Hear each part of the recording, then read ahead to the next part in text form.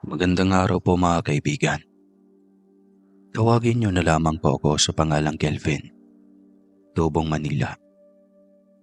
Nais ko lamang pong ibahagi ang kwentong karanasan ko noong bata pa lamang ako.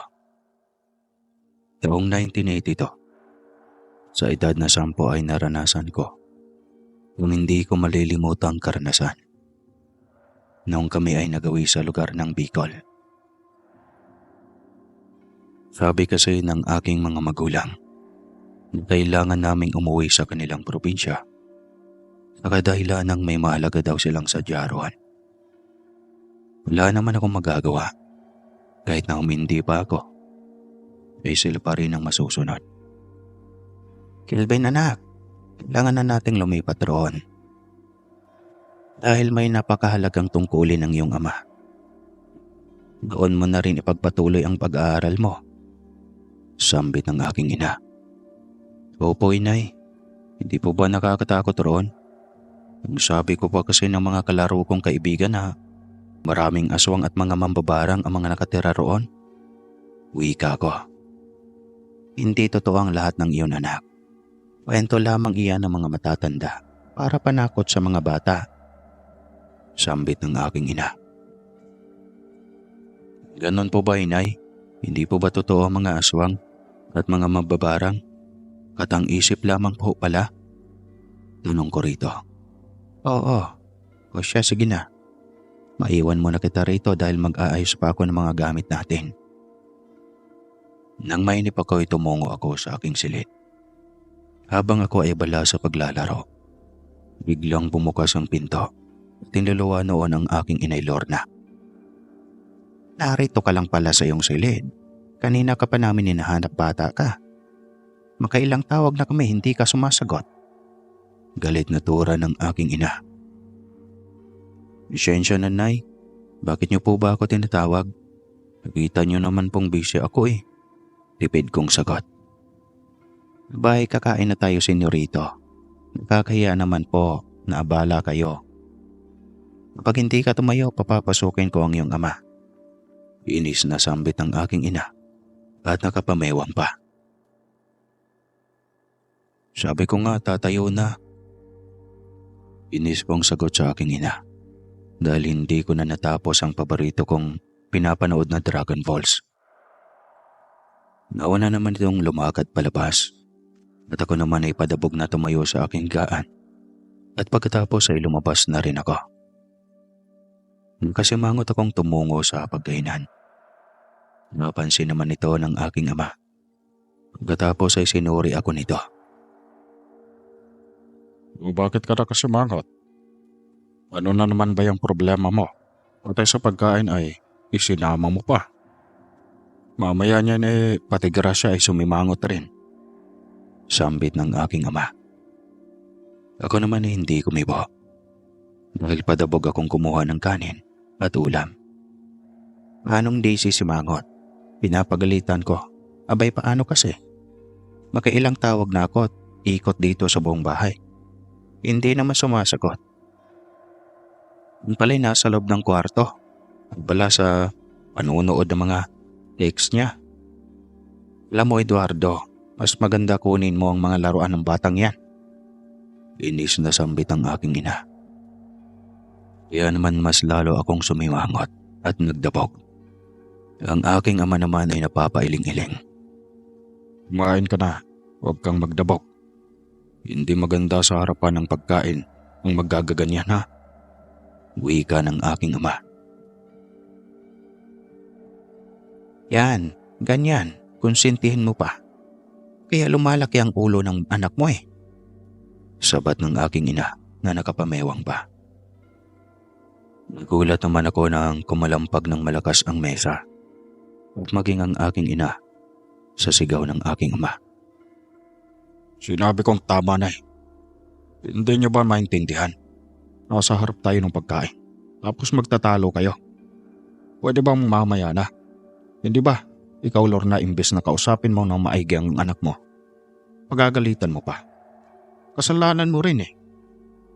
Ikaw naman, ayusin mo rin. Bata-bata mo, sutil ka na. Galit na sambit ang aking ama. Natahimik naman kami ng aking ina.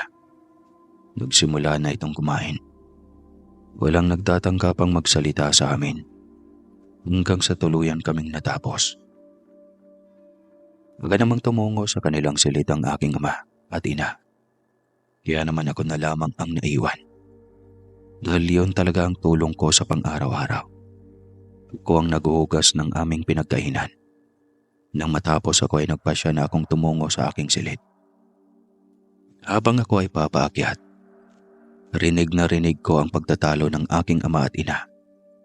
Kaya naman dahan-dahan akong tumungo sa pintuan at itinapat ko ang aking tenga para marinig ang kanilang pagtatalo.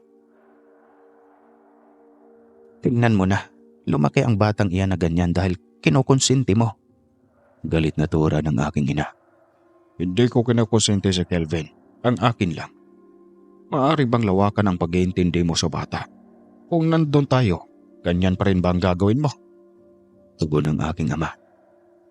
Ano ba naman kasi? Hindi ka mabubuysuit. Ang tigas-tigas ng ulo. Sambit naman ng aking ina.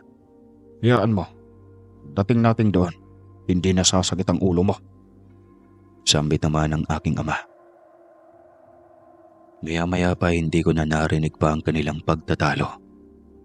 Kaya naman nagpasya akong tumungo sa aking silid para matulog. Kinabukasan, maaga akong nagising dahil sa tawag ng aking ina. Pumapalaho ang boses nito. Kaya natutulinag ang aking tenga. Bumangon ako at lumabas. Nakita ko ang aking ama at ina na nag-aayos na ng mga gamit sa sala. Ay salamat, gising ka na rin, Kelvin. Sige, mag-almusal ka muna at maligo. Dahil maya-maya ay aalis na tayo. Sige, bilis. Sambit ng aking ina. Kaya naman sinunod ko ito. Nang matapos ako ay lumabas na rin ako sa aking silid. At pagkatapos ay tumungo na ako sa labas. Dahil hindi ko na sila nakita sa sala. Tara na, Kelvin. Mahuli pa tayo. Isarado mo ng maigi ang pinto. Mamaya lang ay pupunta na ang bagong may-ari ng bahay na yan. Wika ng aking ama. Opo, itay. Isasarado ko na po. Sagot ko. Nang isinarado ko na ang pintuan, ay agad na akong tumakbo papunta sa sasakyan. Nang makasakay na ako ay agad na rin pinaandar ang sasakyan. Bumiyahe kami patungong terminal ng bus, papuntang Pasay. Sapagkat nakaayos na ang aming ticket doon, papuntang Bicol. Nang makarating kami sa terminal, agad kaming nakasakay. Mabuti na lang ay nakaabot kami sa papapaalis na bus. Ilang oras rin ang aming biniyahe sa bus. Nang makarating kami ay may sumalubong sa amin na isang babae. Medyo may katandaan na ito. Nakita ko naman ang aking ama na nakangiti. Ganon din ang aking ina. Nang makalapit kami ay agad akong pinagmano ng aking mga magulang. Kanila naman ako nitong ipinakilala. Agad naman akong ditong lumapit at magmano. Ngunit pagkahawak ko dito sa kanyang kamay, ay bigla na lamang akong nakaramdam ng kakaiba. Hindi ko may paliwanag, kaya naman nagmadali akong nagmano. At kalauna ay bumitaw ako at nagtago sa likod ng aking ama at ina na kanila namang ikinataka. Oh, bakit ka nagtatago sa likod? Anong problema mo? Tapang tanong ng aking ama. Ako naman ay hindi kumibo dahil ang matandang nasa aking harapan ay matatalim ang titig ang ipinupukol sa akin. Habang nagpapanggap na nakangiti. Takot ang bumalot sa aking pagkatao. Hindi ko namalaya na kinakausap na pala ako ng aking mga magulang. Hayaan niyo na ang bata. Sila natakot yata sa akin dahil ngayon lamang ako nakita nito. Ito na ba ang apo ko? Wika ng matanda. Oo, siya na po, inay. Tipid na wika ng aking ama. Ba'y malaki na? Parang kailan lang nadumi, Tapos kinain. Abay tignan mo, ngayon malaki na. Yan ba'y may syota na? Birong sambit ng matanda. Kahit kailan komedyante kayo, Nay. O paano na? Tara na. Mapanis ang pasalubong kong dala. Ani naman ng aking ama. O siya, sige na. Kanina pa naman naghihintay sa atin si Budong. Siguradong naiinip na yun sa atin. Uting sambit ng matanda. Pagkatapos ay nagpatiuna na nga itong naglakad palabas ng terminal. Inalalayan na nga ito ng aking ama dahil sa sobrang bagal ng maglakad. Marahil siguro sa katandaan. Nang makalabas na nga kami, saglit pang nagpalingalinga ang matanda. Marahil siguro ay inaaninag pa ang kasama nitong pangalan ni Budong. Bay nasa ng lintik na iyon. Kanina pa lang ay nandirito lang pumarada. Kapag tayo'y nagtagal dito, makakatikim talaga ang kumag na iyon. Inis na tura ng matanda.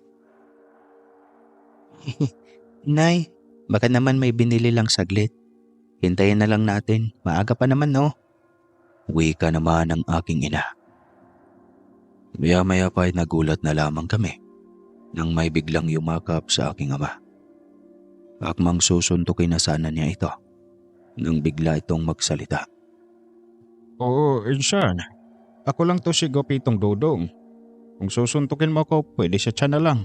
Masisira kasi yung mukha ko. Baka hindi na ako lapitan ng mga babaeng nagkakandara pa sa akin. Gising sambit nito na may pasangga-sangga pa ng kamay. Loko ka talaga, Dong. Pasensya ka na. Akala ko kasi snatcher eh. Kamot ulong sambit ng aking ama. Ikaw talaga, Insan. Sa mukhang to, snatcher talaga. Grabe ka naman, Insan. Ani naman ito. Kita ko sa mga mata nito na talagang tuwang-tuwa na makita ang aking ama.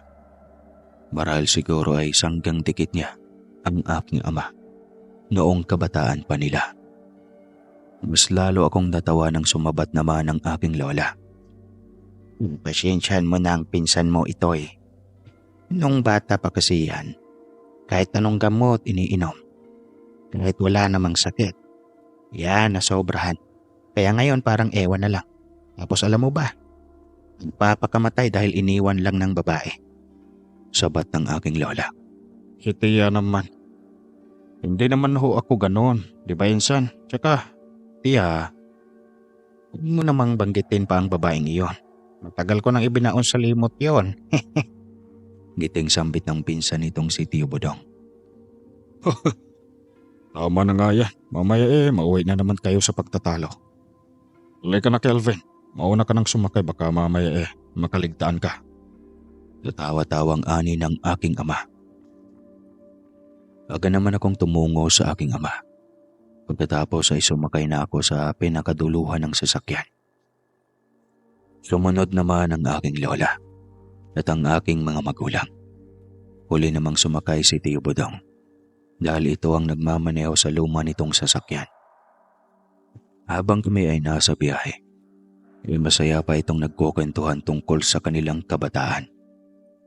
Ang sabi ng aking ama, si Tio Budong daw nagkaroon ng pigsa sa puwet. Ang ginawa daw ni Lola noon para mawala. Ipinalo niya raw ito ng 3 beses. Kaya ayon, gumaling na. Hehehehe. Nang tumahimik sila ay nakaramdam ako ng antok. Sabi pa naman ni Tio na medyo malayo-layo pa ang aming tatahakin. Dahil liblib raw ang lugar ng kanilang lugar. Masasabi kong nakakatakot ang lugar. Dahil sa madilim ang paligid kahit sa araw. At tila walang kabahayan na madadaraanan. Kaya naman natulog na lamang ako. Isang yugyug mula sa balikat ko ang nagpagising sa akin. Nak, gising. Nandito na tayo. Hoy, Kelvin. Sambit ng aking ina. Humikap pa ako sa mga oras na yon at pupungay-pungay pa ako nang lumabas sa sasakyan. Wala naman ang antok ko nang mapansin ko ang kapaligiran. Wala akong makitang kabahayan sa lugar. Tila yun lang yata ang bahay roon. Mas nakaramdam ako ng takot nang gumawi ang paningin ko sa kabuuan ng malaking bahay. Makalumang modelo ang ayos nito. Napansin naman ito ng aking ama. O Kelvin, ayos ka lang ba? Bakit tila takot ka? May problema ba?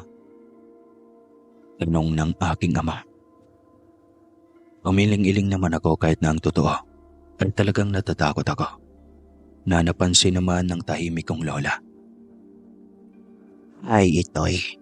Hayaan mo na ang apo ko. Marahil siguro ay bago ang kanyang nakikita sa lugar na ito. Dahil dito sa probinsya ay masyadong tahimik. Kaysa doon sa inyo halos araw-araw ang ingay. Tura ng aking lola. Ganoon ho talaga doon, Nay. Sagot naman ng aking ina. Kapagkuhan ay agad na kaming pumasok sa loob. Napakaaliwalas at napakagara. Maraming mga antik na gamit ang naroroon. Itinuro ng aking lola ang aming silid. Kaya naman agad na kaming nagtungo roon para ayusin ang aming mga gamit. Dahil doon na kami maninirahan. Nung maayos naman ang lahat ay agad kaming nagtungo sa kusina upang mananghalian. Pagsapit naman ng hapon ay nilibot kami ni Tio Budong sa paligid. Una namang pinuntahan ay sa likuran kung saan ay may palayan. At sa dulo nun ay mapuno na. Sinabi ni Tio na huwag akong gagawa roon nang ako lang mag-isa. Baka raw ay paglaruan ako ng mga maligno roon. Kelvin, pamangkin. Siguraduhin mong hindi ka tutungo roon ha. Tekang haak. Diri mo ka mababawi. Kung magtunga ka dito, sigurado ka kukuhaon ka ha. Mga sugapang aswang dito. Ewan, di ko maintindihan. Ganito nakasulat eh. Makahulugang sambit ni Tio Budong na hindi ko maunawaan. Makahulugan pero hindi naunawaan. Ano kaya yun? Kaya naman nagtanong ako kay Tio kung ano ang mga sinasabi niya sa akin. Tio, hindi ko kayo maunawaan. Ano ho ba ang inyong sinabi sa akin? At bakit ang bilis yung magsalita? Sagot ko. Wala yun, pamangkin. Ang importante ay makinig ka na lamang kung gusto mo pang mabuhay. Seryosong sambit nito sa akin. Kaya naman natakot ako sa kanyang sinabi na nagpakilabot sa buo kong katauhan. Napansin naman ito ng aking ama at ina. Kinatumingin ito kay Tio Budong na masamang titig ang ipinukol nito. Ano na naman sinabi ha anak ko. Matatakotin man hira bata. Wika ng aking ama. Napakamot na lamang sa batok si Tio Budong at natatawa na lamang. Hanggang sa sinabi ng aking ama na nagbibiro lamang si Tio. Kinagabihan pagkatapos naming maghapunan. Agad kaming tumungo sa silid upang doon matulog. Ako naman ay hindi mapakali sa aking higaan.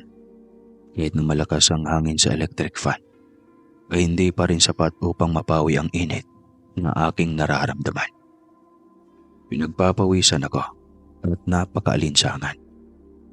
Habang ako ay hindi mapakali, ay nagpasya na lamang akong umupo. Nasilayan ko sa gilid ang aking ama at ina na mahimbing nang natutulog. Kaya naman bumangon ako upang umupo sa sofa na nasa silid namin. Kinuha ko muna ang mga laruan ko para magmuni-muni.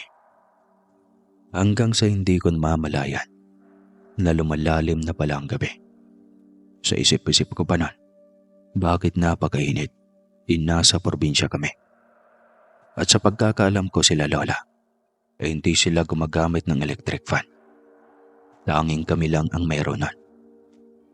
Maya-maya pa ay nakarinig ako ng kaluskos na nagmumula sa labas ng bintana. Ngunit ipisanagwalang bahala ko na lamang. Makailang beses kong naririnig ang kaluskos hanggang sa makarinig ako ng paglangit-ngit ng bubungan malapit sa aming tinutulugan. Nakarinig na rin ako ng mga alulong ng aso sa di kalayuan. Kaya naman nakaramdam ako ng paninindig ng balahibo.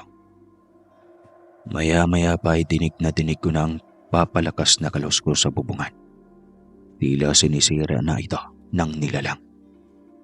Kaya naman dahil sa takot ko, ay mabilis akong tumungo sa higaan upang sumiksik sa aking ama.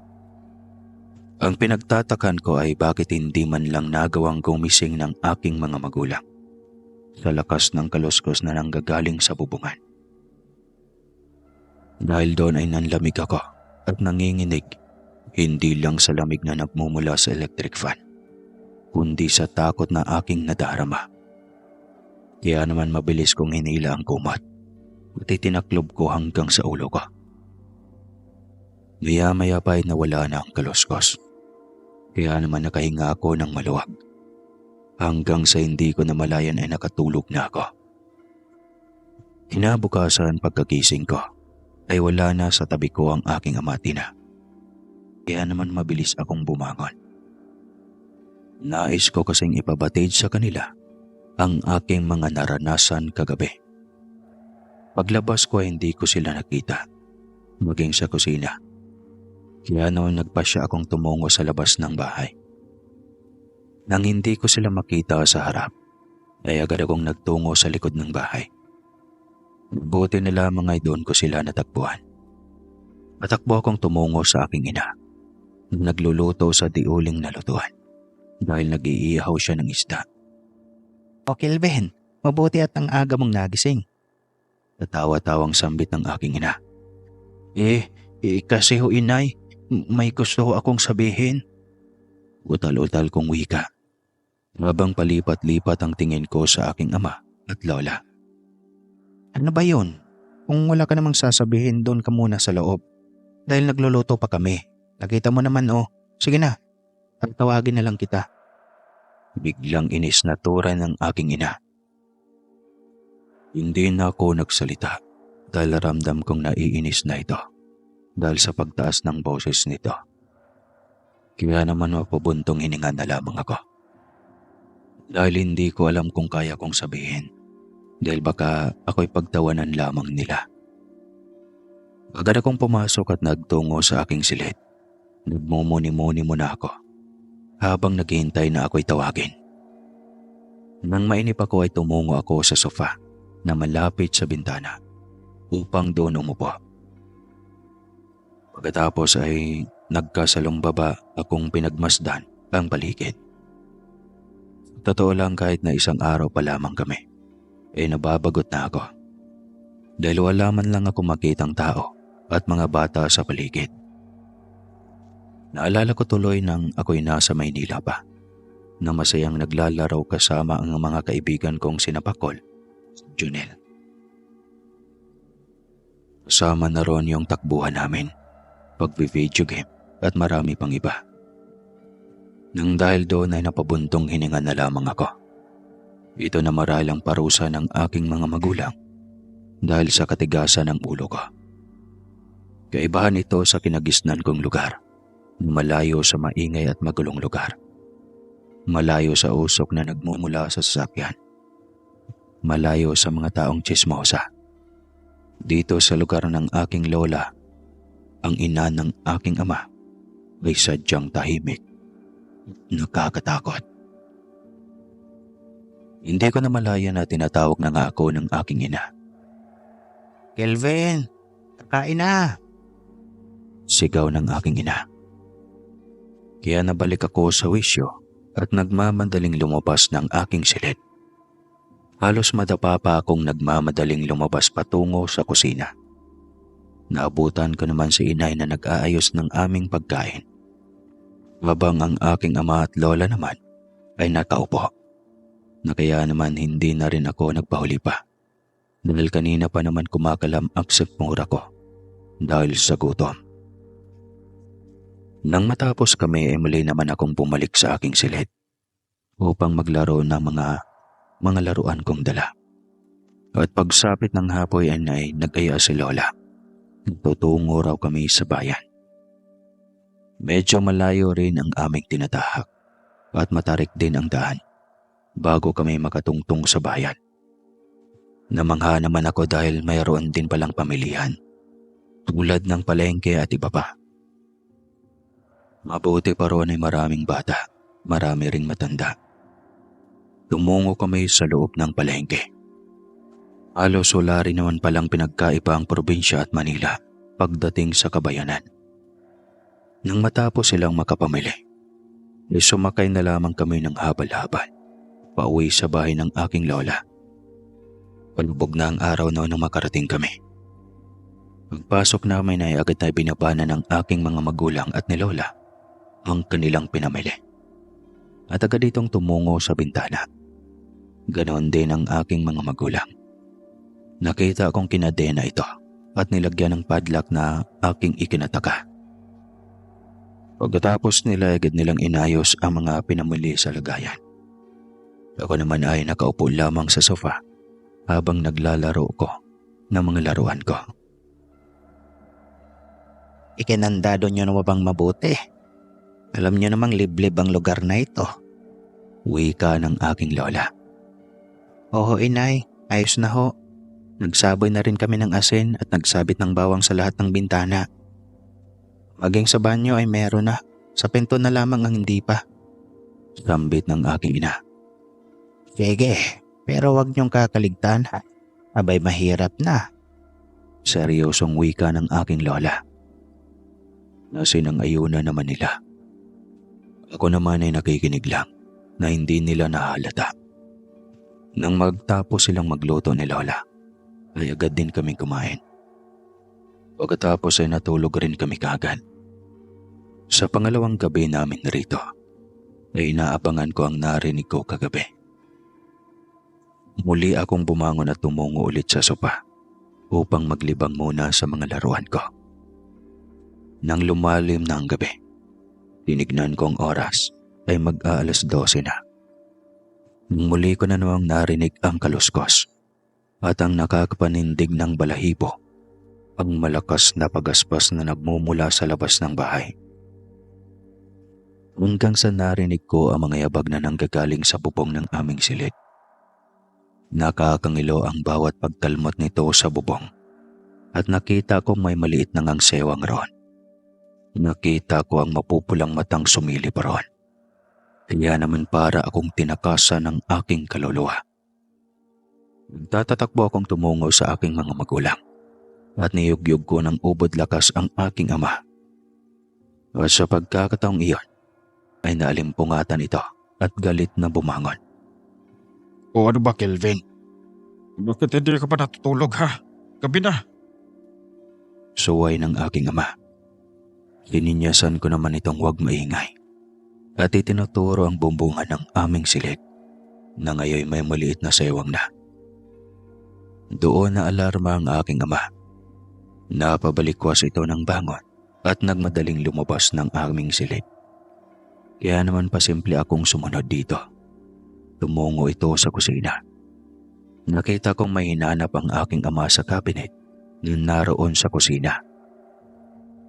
Nakita kong kinuha nito ang mahabang panabas. Buntot pagi. Pagkatapos ay nagmadali itong lumabas. Kahit na natatakot ako ay sumunod ako palabas ng bahay. Mabilis akong nagtatatakbo. Pasunod sa aking ama sa likod bahay, kung saan naroroon ang aming silid. Napatikip ako sa aking bibig nang masilayan ko ang kumakalusko sa aming bubungan. Dalawang nakakatakot na nilalang, pero ang aking ama hindi man lang natakot. At sinigawan niya ito habang hawak ang panabas at buntot pagi. Hoy mga aswang, anong kailangan nyo? Galit na wika ng aking ama. Bagad namang napabaling ang mga aswang sa aking ama. Napangisi ito. Long time no see ito eh. Anong ginagawa mo dito sa nanay mo? Wika ng nilalang. Kayo dapat ang tanungin ko niyan. Anong ginagawa niyo rito? Balik na tanong ng aking ama. Ano pa ba? Mambibiktima ako ng buntis. Alam mo naman kami mga gabunan.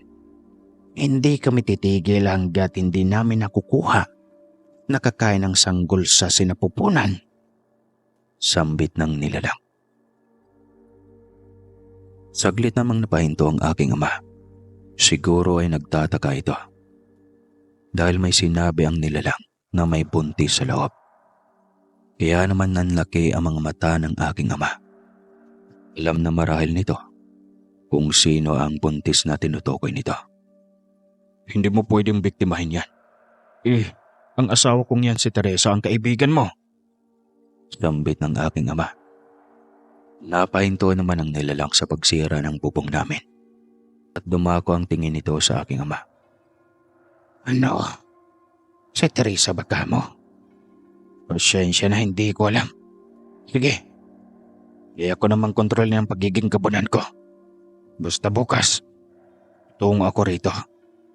Sana'y huwag mo akong pagbawalan. Dahil miss na miss ko ang best friend ko na yan. Wika ng nilalang. Napailing naman ang aking ama.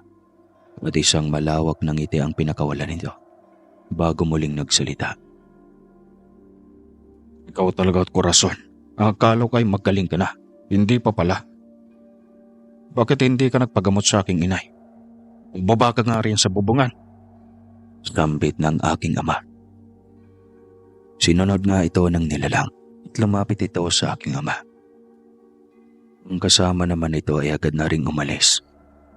Saglit pa itong may inaamoy hanggang sa tumingin ito sa aking pinagtataguan.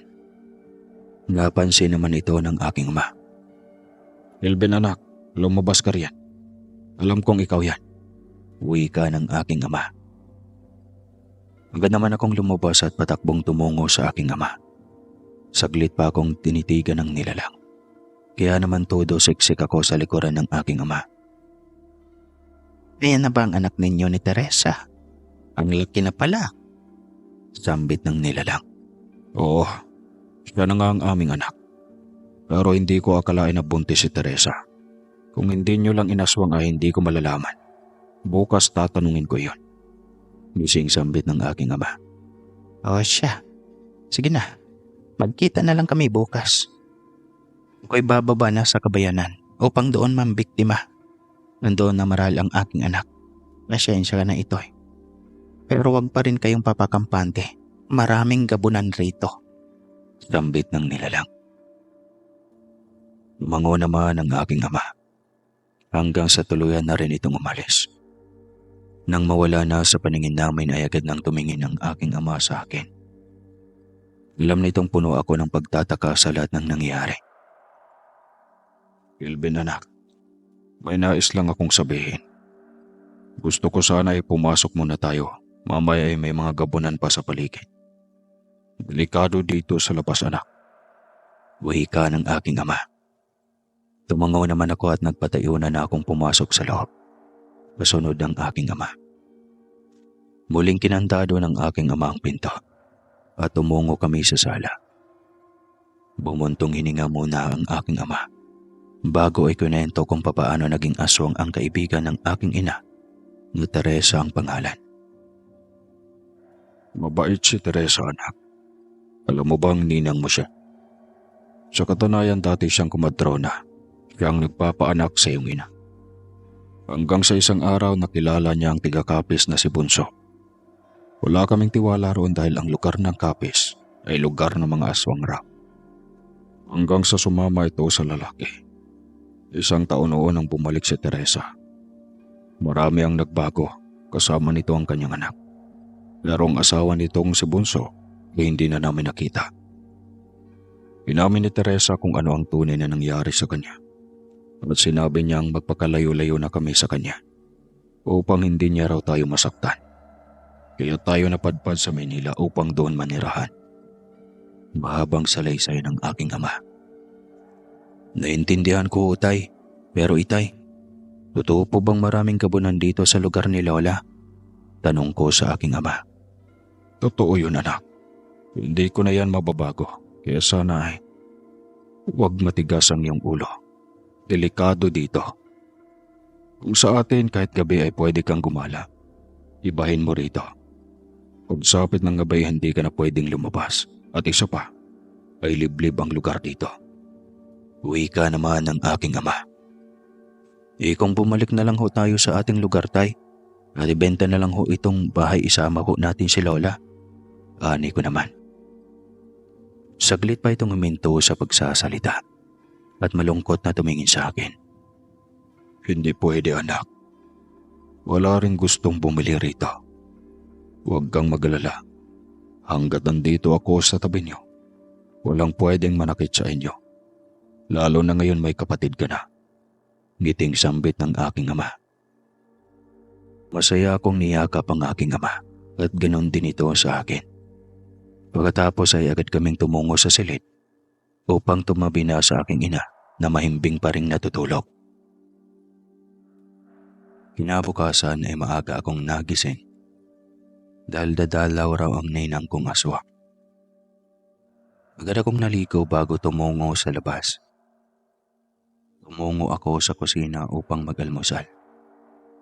Kasabay ko ang aking lola at ang aking mga magulang.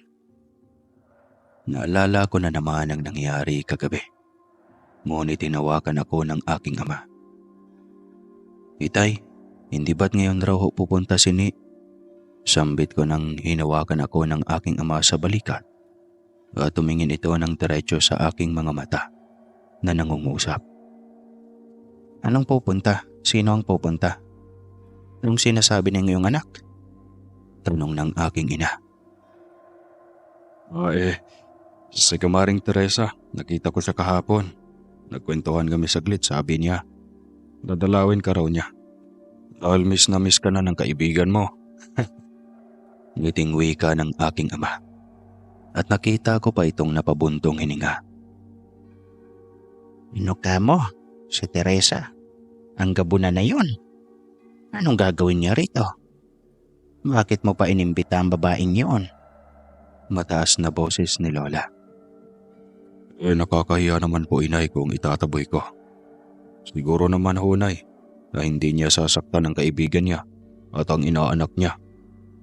Wika naman ng aking ama. Napailing naman si Lola. Hindi na lang sumagot pa. Ang aking ina naman ay natatakot na natutuwa rin. Siguro ay takot ito para sa ipinagbubuntis niya at masaya ito. Dahil ngayon lang ulit niya makikita ang pinakamatalik na kaibigan.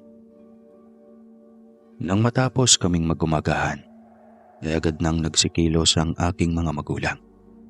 Kaya naman, tumulong na rin ako at nagpresenta na rin na ako nang maghugas ng aming pinagkainan. Habang ako ay bala sa paghuhugas, ay narinig ko ang aking mga magulang na may kinakausap ito na marahil yung ninang ko na sinasabi nilang aswang. Kaya naman agad akong nagmadali at pagkatapos ko ay tumungo na rin ako kung nasaan ang aking mga magulang. At naabutan ko silang masayang nag-uusap sa may sala. Nagawi naman ang tingin nila sa akin nang makita ako, maging ang ninang kong aswang. Siya na ba, Mare? Ang laki na pala ng inaanak ko. Ngiting sambit nito, kahit na nakita ko nito kagabi habang nasaan yung aswang ito. Oo, Mare. Siya na ang inaanak mo. Sagot naman ng aking ina. Abay, ang laki-laki na pala. Parang kailan lang ako'y nagpaanak sa'yo. Ngayon pa binata na ang inaanak ko. Baka may girlfriend na siguro ang batang ito. Abay, ang pogi eh. Wika ng aking nenang Teresa. Oo nga, kay bilis talaga ng panahon. Pero girlfriend, yan ang hindi ko alam. Ngiting sambit ng aking ina habang nakatingin sa akin. Wala pa po, inay. Wala pa po sa aking isipan yon. Gusto ko po munang makatapos at magtrabaho nang sa ganun po ay matulungan ko kayo ni Itay. Kamot ulo kong turan. Ay, ang bait naman ho ng anak niyo, tita. Sayang naman, ang akala ko'y pumapag-ibig na. Dadamobso sana ako. Sambit naman ng isang kaidaran kong babae. Sa totoo lang ay nagulat ako. Dahil napakaganda nito na para bang nakakita ako ng anghel. Para ba akong nabato-balan eh. Ang king ganda nito. Hanggang sa hindi ko na malaya na kinakausap na pala ako ng aking ina. Balik lamang ako sa wisyo ng magsalita ito. Elven, anak, ang akala ko ba'y wala pa sa'yo ang ganyang bagay? Bakit tila iba yatang ang aking nakikita? Makahulog ang sambit ng aking ina. Hindi ho inay, nagulat lamang ho ako. Hindi ko po kasi alam na may kasama pala si Ninang. Pagpapalusot ko. Ay oo nga pala, hindi ko kayo napakilala sa isa't isa ng aking anak. Siya pala si Angel, ang aking nag-iisang anak. Ngiting wika ni Ninang Teresa. Nagulat ako at bumilis ang tibok ng aking puso. Parang kabayo na nag-uunahan nang tumayo ito at papalapit sa akin. Para bang nag-slow mo ang lahat ng makalapit ito. Inilahad nito ang kanyang kamay upang makipagkamay sa akin. Agad ko namang tinanggap. Nang mahawakan ko ang kanyang kamay, ay para bang may kuryenteng dumaloy ng sandaling magdikit ang aming mga kamay. Ay, masaya akong nakilala ka. Utal-utal kong sambit. Lumawak naman ang ngiti nito at nagsalita. Ay, ako rin masaya akong makilala ka. Gusto mo? Ilibot kita rito sa lugar? Tanong nito. Aminin kong nagkaroon agad ako ng paghanga rito. Ngunit hindi ko pwedeng ipalata. Dahil tulad ng sinabi ko sa kanila, na wala pa akong balak at isa pa ay ayaw kong mapahiya. Nang araw na iyon ay masaya silang nag-uusap tungkol sa kanilang mga naging buhay. Si Lola ay hindi kumikibo at tila pinakikiramdaman ang kanilang mga kinikilos. Nang mabagot si Lola ay agad itong tumayo at tumungo sa may hagdan. Nakita ko pang sininyasan nito ako tumungo sa kanya. Kaya naman agad akong sumunod sa kanya at tumungo. Pagpasok ko ay namangha ako sa aking nakita. Dahil sa totoo lang ay, ngayon lamang ako nakapasok roon. Pinagmasdan ko ang silid ni Lola. Marami itong kagamitan na kakaibang bagay. Maraming iba't ibang uri ng kakaibang kwintas ang nakasabit sa dingding. Sa may mesa nito, ay may iba't ibang uri ng mga langis at halaman. May mga buntot pagi rin ang nakasabit at mga librong itim. Kaya naman hindi ko maiwasang magtanong rito. La, maaari ho ba akong magtanong? Sana ho ay huwag kayong magagalit. Gusto ko lang hong malaban kung para saan ang lahat ng kakaibang gamit ninyo. Sambit ko. Saglit pa itong tumigil sa kanyang ginagawa. At pagkatapos ay tinapunan ako ng tingin nito. Yan ba? Yan ang mga bagay na banal. Isa akong manggagamot, apo. Marami na akong napagaling. Marami na rin akong nakalabang iba't ibang uri ng elemento at mga aswang. Pati na rin mga mambabarang. Wika ni Lola. Lagahula, ang galing nyo naman po pala. Pero La, hindi po ba nanggagamot kayo? Bakit hindi nyo na lang po gamutin si Ninang at yung anak niya? Hindi ko mapigilang sambit. Po, marami ng beses kong kinumbinsi ang Ninang Teresa mo, pero wala akong nagawa. Pag ayaw ng isang tao o isang aswang, ay hindi natin mapipilit pa. Porong lahing aswang ang anak ni Teresa. Kung nagtatangka kang makipagkaibigan roon, ngayon pa lang ay tigilan mo na. Hindi mo kilala ang batang iyon. Kukuhanin niya ang loob ng biktima at dadalhin niya ito sa kanilang lugar upang doon ipakain sa mga sugapang kauri nila. Kaya po, makinig ka sa akin. Mahabang ani ni Lola. Hanging tango na lamang ang aking itinugon. Alam kong nag-aalala ito para sa akin. Kaya ngayon pa lang ay iiwasan ko na ang babaeng iyon. La, matanong ko lang po. Bakit hindi na ho nagpupunta sa Tio Budong rito? Tanong ko kay Lola. Ha? Si Tio Bodong mo ba ka mo? Ay, huwag mo nang intindihin yun. Huwag kang sasama roon, masisira ang buhay mo. Suway ni Lola. Napakamot ulo naman ako. Dahil wala akong maisasagot pa. Pagkatapos ay nagpaalam na ako kay Lola. Nalalabas na ako ng kanyang silid. Pero bago pa man ako lumabas, ay may ibinigay ito sa akin. Saglit lang. Kunin mo ito. Kahit hindi ka sumunod sa akin ay walang lalapit sa iyo na kahit anong elemento o aswang. Yan ang pag-aari ng iyong lolo. Kaya naman ipapamana ko na sa iyo. Sana naman ay huwag mong iwala. Hindi mo alam kung anong hirap ng iyong lolo bago nakuha sa 7 bundok yan. Suotin mo yan at huwag na huwag mong huhubarin kahit anong mangyari. At huwag mo rin ipagsasabi kahit sa iyong ama't ina pa. Ang nito.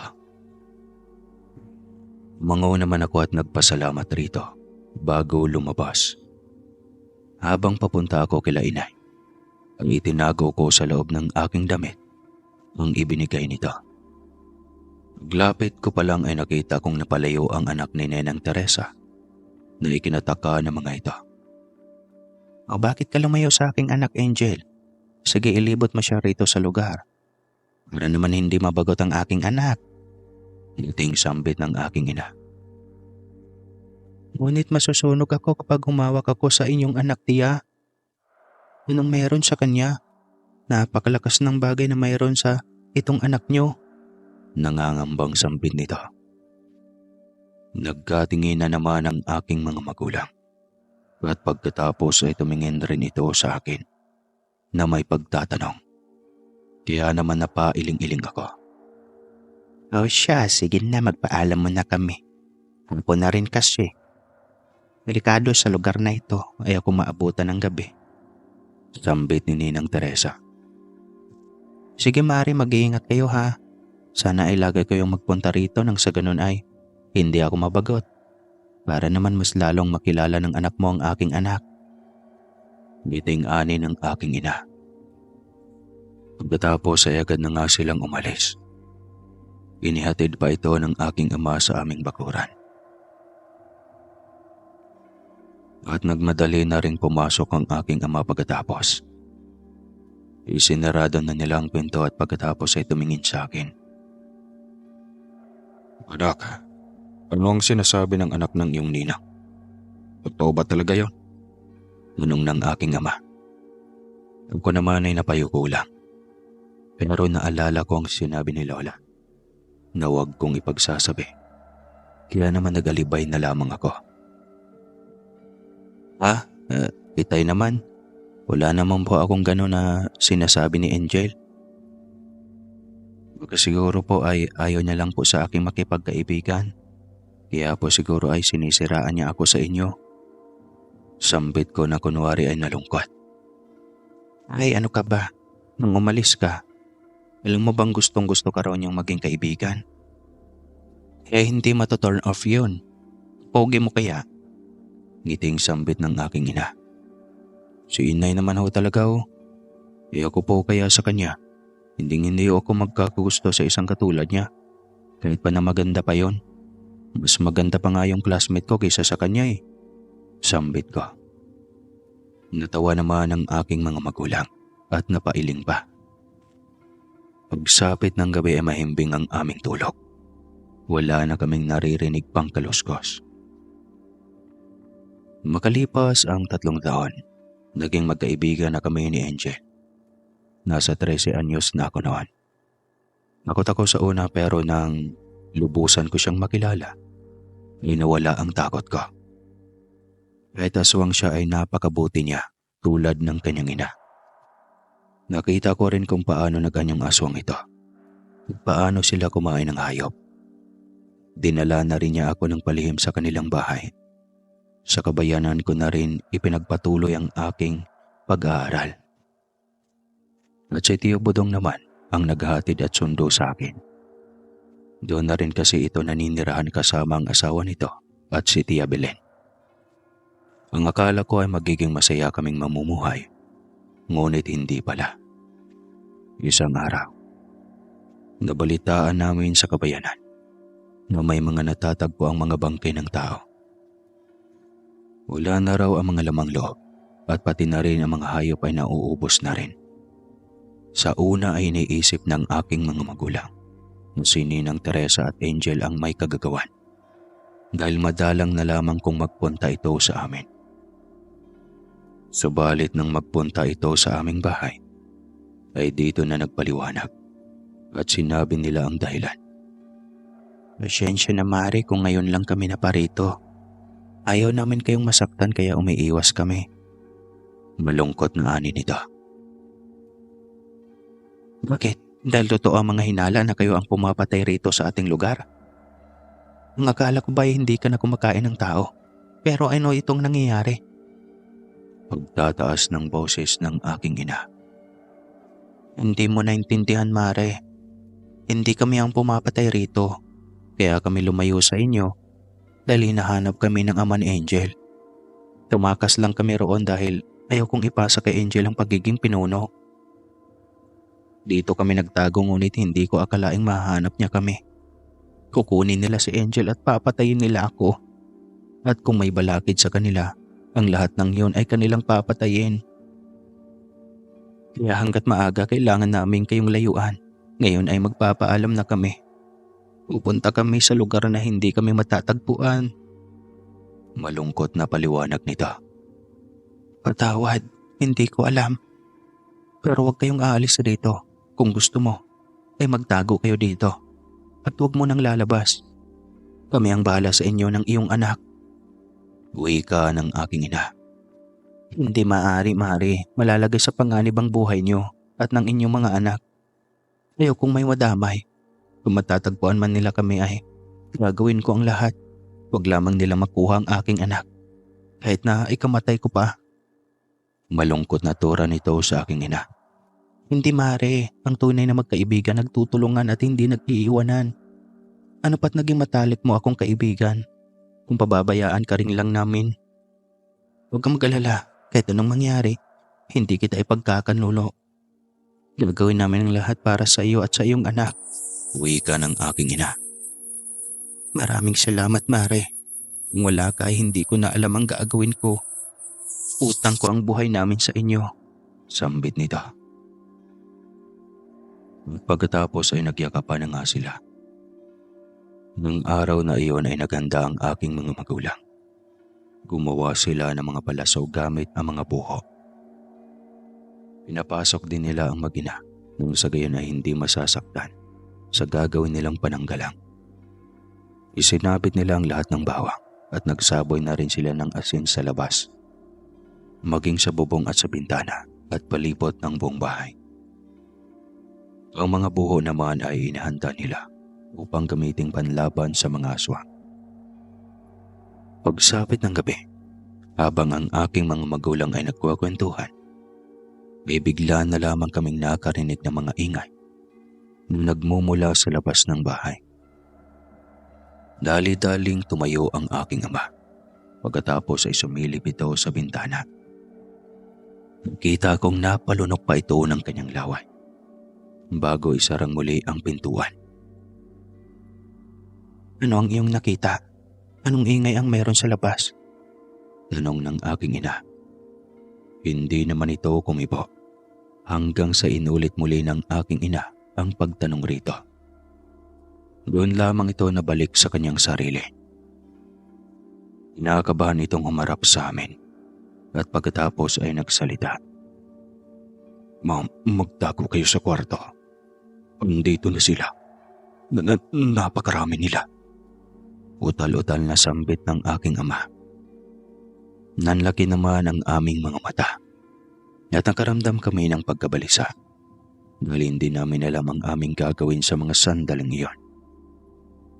Pare, kailangan ko nang abuwas ang buhay ko alang-alang sa inyo. Hindi ko kaya na malagay kayo sa langanin ng dahil sa akin. Gulgol na tura ng aking nenang Teresa.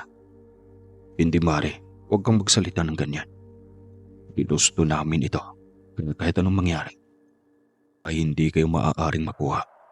At hindi kami makakapayag na makapasok sila rito sa loob. Sambit ng aking ama. Tama. Laban tayo alang-alang sa ating buhay. Hindi tayo maaaring matakot. Isipin na lamang natin ang buhay ng ibang tao. Matapang na sambit ni Lola. Hindi, paano ang mga bata? Madadamay sila. Hindi ko gusto na pati ang iyong mga anak ay madamay. Sambit ni Ninang Teresa. Huwag mo silang alalahanin. Ligtas sila sa aking silid. Walang kahit sino ang makakapasok maliban sa amin. Sabat naman ni Lola. Kung ganon, Kelvin, pumasok ka na sa silid ng iyong lola. Isama mo ang iyong kapatid at kahit anong mangyari ay huwag ninyong bubuksan. Hanggat hindi kami nagsasabi. Seryosong sambit ng aking ina. Magrereklamo pa sana ako. Ngunit nilakyan naman ako ng mata nito. Dali-dali kong binitbit ang bunso kong kapatid. Patakbong tumungo sa silid ng aking lola. Kinandado ko naman ito ng maigi at tumungo kami sa higaan ng aming lola. Yakap-yakap ko ang aking bunsong kapatid na ngayon ay inaantok na. Kaya naman hinihili-hili ko ito hanggang sa makatulog na. Nang mapagtanto kong tulog na ito, ay dali-dali kong binuksan ang radyo. Nang sa ganon ay hindi ito magising kapag nagkaroon ng ingay sa labas. Pagkatapos ay agad akong bumangon at naghanap ng mga armas sa silid ni Lola. Hanggang sa kinakapa ko na ang ilalim ng papag ni Lola. Kahit na hirap ako ay kinuha ko ang kahon na nakapako roon. Hirap naman akong hinila iyon. Isa itong itim na kahon. Bukas ko ay tumambad sa akin ang iba't ibang sandata. Nasa loob ng kahon na iyon. Labis akong namangha, kaya naman dali-dali kong hinawakan iyon. Nakaramdam naman ako ng kakaibang lakas ng mahawakan ko ang armas na iyon. Hanggang sa marinig ko ang hiyawan sa labas. Kaya naman lumabas ako at ikinandado kong mabuti ang pinto. Nang sa ganon ay walang makapasok sa silid ng aking lola, kung saan naroroon ang aking kapatid na mahimbing na natutulog. Masimple akong bumaba patungo roon. Nagtago ako sa madilim na parte kung saan nakikita ko ang mga nangyayari sa kanila. Dinig ko ang pag-angil ng mga aswang sa labas. Tila nagtatangka ang mga ito na pumasok sa loob ng aming bahay. Hanggang dyan lang kayo sa labas. Hindi kayo makakapasok rito. Sigaw ng aking ama. Pangal, sa tingin mo ba, madadaig kami sa inyo? Marami kami. Iyo ay konti lang. Huwag kang mayabang, Angal. Sambit ng nilalang. Natawa naman ang aking ama dahil sa sinabi ng nilalang na nasa labas ng aming bahay. Angal baka mo. Pumasok ka rito. Para malaman natin kung sino ang hangal sa ating dalawa. Si Itoy kaya to, kaya hindi mo magkakape ang isang katulad ko. Mayabang na sambit naman ang aking ama. Ganon din ako na. Hanggat kasama ako ng insan ko, hindi mo kami magkakape. Sabat naman ng tiyo pudong ko sa gilid ng bintana. Isa ka pa, hungang. Kilala kita, Bodong. Ang akala mo ba'y gusto ka ng mga babae? Angal, ikaw lang ang nagpapapansin sa kanila. Ang iinsultong sambit ng nilalang kay tiyo Budong. Anong sabi mo, mukhang tuod? Sa tingin mo ba, ikaw magugustuhan nila? Nako, huwag ka na mangarap. Ang mga kagaya mo ay hindi gugustuhin ng mga babae. Ewan ko ba dito kay Teresa? Bakit ikaw pang napili samantalang nandito naman ako? Nye. Sambit nito habang nakatingin kay Ninang Teresa. Napadaing naman si tiyo Budong nang may pumukpok sa kanya. Pagtingin niya ay nanlaki ang kanyang mga mata dahil galit na wangis ng kanyang asawa ang kanyang nakikita. Sweetheart, bakit hindi ka nagtatago? Utal-utal na ani ni Tio Bodong. Halata sa aura nito ang takot sa kanyang asawa at napapalunok pa sa kanyang laway. Bagay kung nagtago ako, hindi ko maririnig ang sasabihin mo. Ay, pakababaero mo talaga. Ang lakas na nga ng hangin mo. May putok ka pa. Tapos may gana ka pang mambabae. Sigaw na tura ng kanyang asawa. At pagkatapos ay ginawaran nito ng tadyak at suntok. Natawa naman ang aking mga magulang. At maging sila Nenang Teresa ay ganun din. Natigil lamang sila nang maalala na naroon pa pala ang mga nilalang. Tama na ang ingay niyo, Ran. Babawiin na namin ang aking anak bago magwakas ang lahat ng ito. Kung gusto niyo pang mabuhay, ibigay ninyo si Angel. Sambit ng nilalang sa labas. Hoy, hindi ko ibibigay sa iyo ang aking anak. Magkamatayan muna tayo. Bago ko ibigay sa iyo ang aking anak. Sigaw ni Nenang Teresa. Mahal. Nung nangyayari sa iyo, hindi ka na. Sumama na kayo sa akin. Mahal na mahal ko kayo. Babalo ako kapag tuluyan na kayong mawawala sa akin. Sambit ng nilalang sa labas. Ako naman ay nakakabli pa rin doon sa aking pinagtataguan. Maya-maya pa ay bigla na lamang nawasak ang pinto. Nagulat na lamang kami nang masunog ang dalawang gabunan na nagtangkang pumasok sa loob. Kita na namin ang napakaraming aswang sa paligid. Kaya naman umalis ako sa aking pinagtaguan. Hinawakan ko ang kamay ni Angel. Maganda kayo. Bukas na ang pinto. Makakapasok at makakapasok sila rito. Ihanda nyo na ang inyong mga sarili. Sigaw ng aking ama. Nagulat pa ito nang makita ko roon, maging ang aking lola.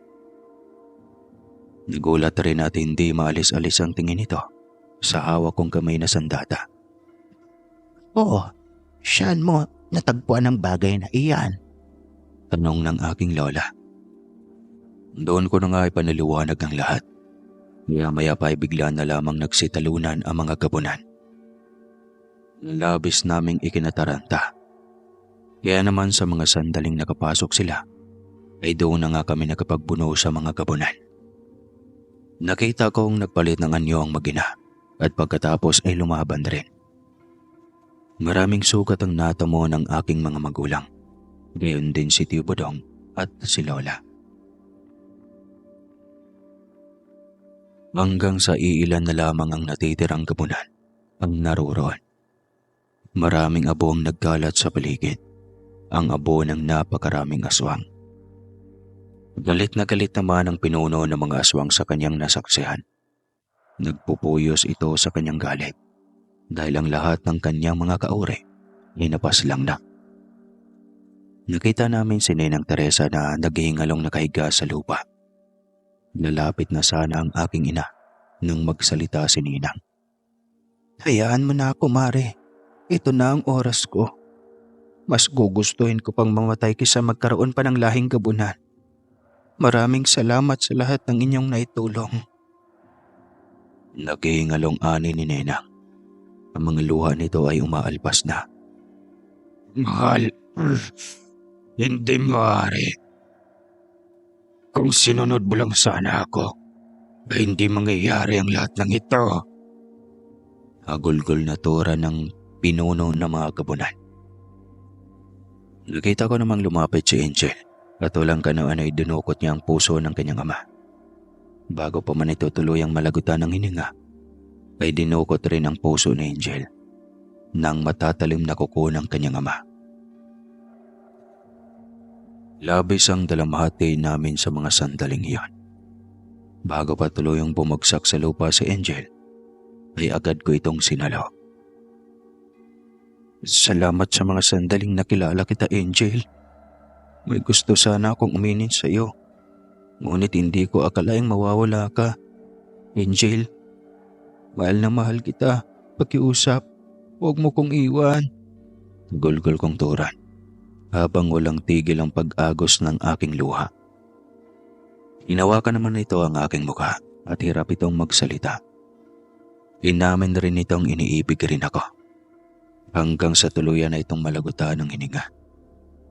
Unti-unti namang naging abo ang mga katawan nito. Labis ang agulgol ko sa mga oras na iyon. Niyakap lamang ako ng aking ama at ina. Sa paglipas ng araw, nang nawala ang lahat ng aswang, kasama na roon sila Angel, ay naging tahimik na ang buong lugar nila Lola. Hindi na rin namin ipinagsabi pa ang nangyari. Basta na lang naming itinikom ang aming mga bibig. Hanggang sa lumipas ang 10 taon. Nakagraduate ako sa kursong engineer. Pagdating pa ulit ng mga taon, nagtrabaho ako sa ibang bansa. Ngayon ay kasalukuyan akong nagtatrabaho sa Malaysia bilang isang engineer. Namayapa na ang aking lola. Ang aking ama at ina naman ay may edad na rin. Binigyan ko sila ng maayos na buhay at nagkaroon na rin sila ng mga bukirin. Nang matapos na ang aking trabaho, dali-dali akong bumalik kasama ang aking girlfriend. Ang akala ko ay hindi na ako iibig, ngunit nagkamali pala ako. Pagbalik ko ng Pinas ay nagpakasal na nga kami ng aking asawa ngayon. Naging mapayapa na ang aming pamumuhay na wala ng kinakatakutan. Wakas. Don't forget to like and subscribe. Maraming thank you.